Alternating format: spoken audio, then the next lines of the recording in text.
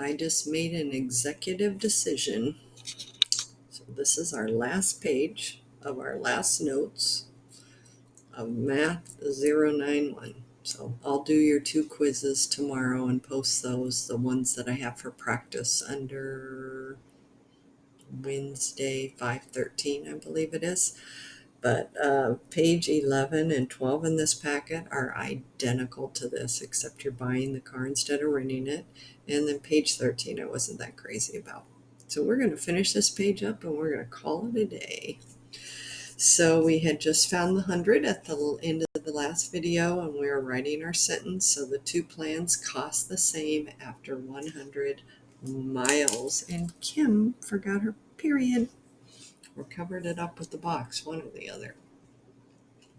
And let's see if we've answered the question. To find how many miles must be driven for the rental cost to be the same. Yep. So there we go. Interpret your solution, whoops, in a complete sentence. Whoops, whoops, whoops. I guess I was ahead of myself. So this goes for that.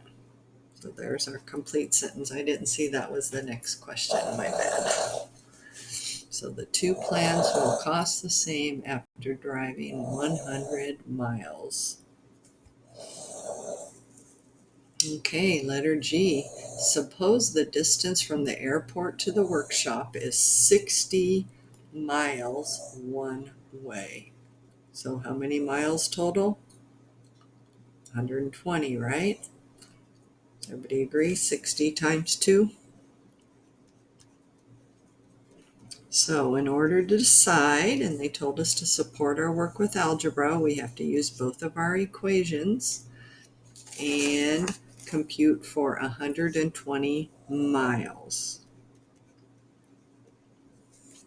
So car A's equation is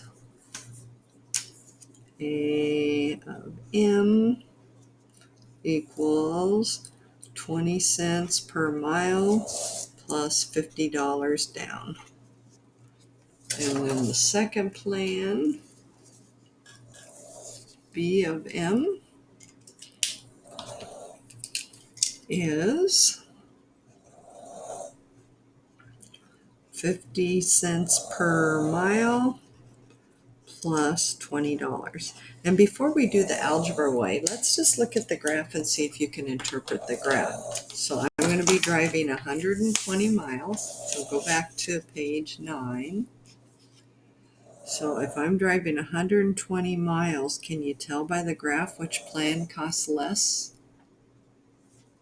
Car A, right? See how it's lower than car B? Because this is the cost. So whichever line's lower would be the best buy.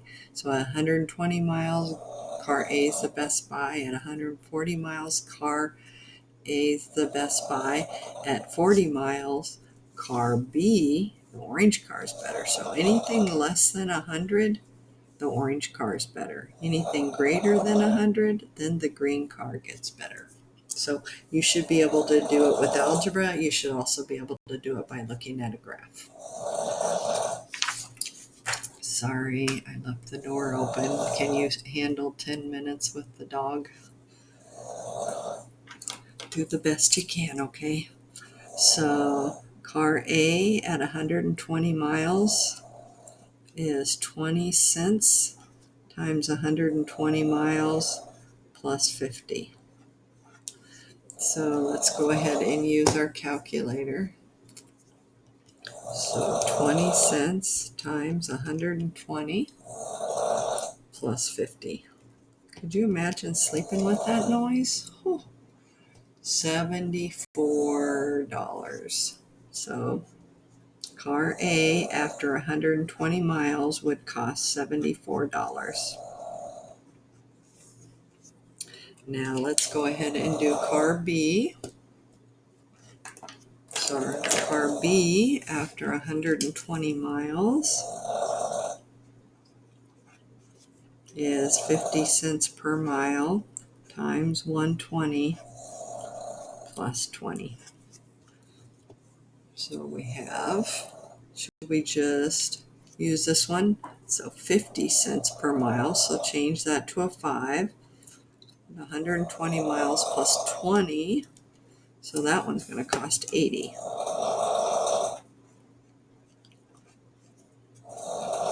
And then if you wanted, you could check both. So the green car is $74 after 120 miles. Yep. And the orange car is 80 after 120 miles. So I already had those worked out. So which car will you rent? I will rent car A because it saves me $6. I will rent, I'll remove the dog as soon as I write this sentence. I will rent car A because it saves me $6.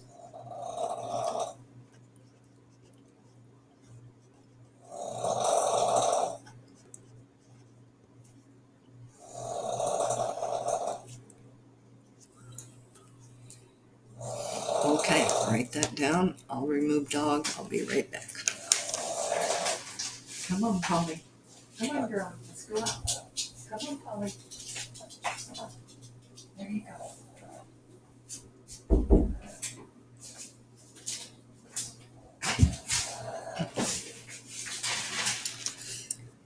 Okay, so last two questions of your Math 091 life.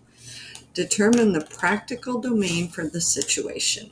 Okay, so remember what domain is. It's the x values, and practical means what x values make sense. So we need to look at miles. So first we ask ourselves, do negatives make sense? No. 0 makes sense? Yeah. If you say rented a car and then you decided you weren't going to use it, they might make you still pay the base fee. So 0 makes sense. You could drive 0 miles. So what about a limit? Could you keep driving and driving and driving? Yes, you can. So 0 miles is the least, and that does need a bracket to show that 0 is a possibility, and then you could keep driving forever. So that would be my domain, my x values.